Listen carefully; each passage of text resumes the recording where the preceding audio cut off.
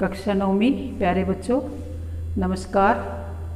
आज हम पढ़ने जा रहे हैं रसखान जी के सोइयों का सार। रसखान जो थे वो कृष्ण के अनन्य भक्त थे, क्योंकि कृष्ण भगवान को वह अपना आराध्य देव समझते थे।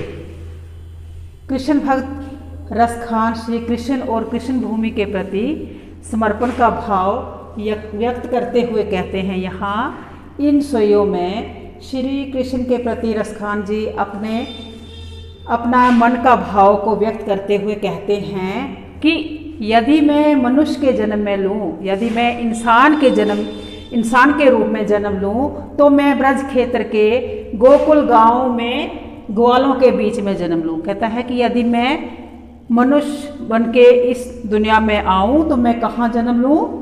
गोकुल में, वो भी कहाँ? ग्वालों के बीच में। यदि मैं पशु रूप में पैदा हूँ तो यहाँ रसखान जी कल्पना करते हैं कि यदि मैं पशु रूप में पैदा हूँ तो मैं नंद बाबा की गौओं के झुंड में चरने वाली गाय बनूं और तथा गोवर्धन पर्वत पर जगह पाऊं, जिसे श्री कृष्ण ने इंद्र का घमंड चूर करने के लिए उंगली पर उठाया था।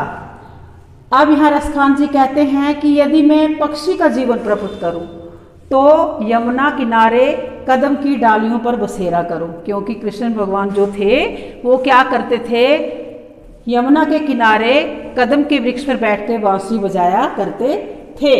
श्री कृष्ण के काले कंबल और गौओं को चराने के लिए प्रयुक्त लाठी के बदले में मैं तीनों लोगों का राज त्याग दूं।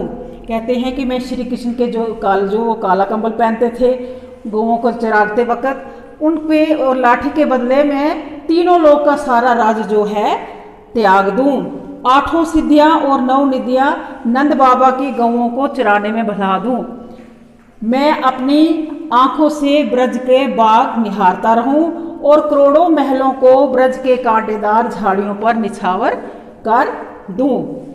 श्री कृष्ण की अनुपस्थिति में गोपियां स्वयं उनकी वेशभूषा में रहने की इच्छा करती हैं। अब यहाँ किसकी ओर संकेत किया गया है? गोपियों की तरफ। वो क्या कहती हैं? वो कहती हैं कि श्री कृष्ण की अनुपस्थिति में वो क्या करना चाहती हैं? वह स्वयं को ऐसे वेशभूषा हुआ ऐसा ड्रेस धारण करना चाहती हैं, जैसे वो क्या कल्पना करती हैं कि वो सिर पर मोरपंख, गले में गुंजमाला और पीले वस्त्र पहनकर ग्वालों के साथ घूमने की इच्छा व्यक्त करती हैं कि वह ऐसी वेशभूषा धारण कर कहाँ वो घूमने की इच्छा करती हैं? ग्वालों के बीच में। वह सभी कुछ करना चाहती हैं जो श्री कृष्ण को प्रिय है।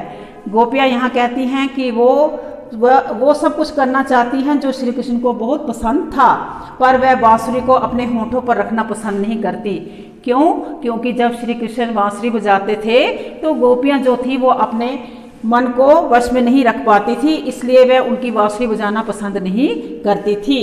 गोपियाँ श्री कृष्ण की बांसुरी की धुन और उनकी मुस्कान के अचूक प्रभाव से स्वयं को विवश मानती हैं और वह स्वयं को संभाल नहीं पाती, इसलिए वह बांसुरी को अपनी सोतन मानती हैं।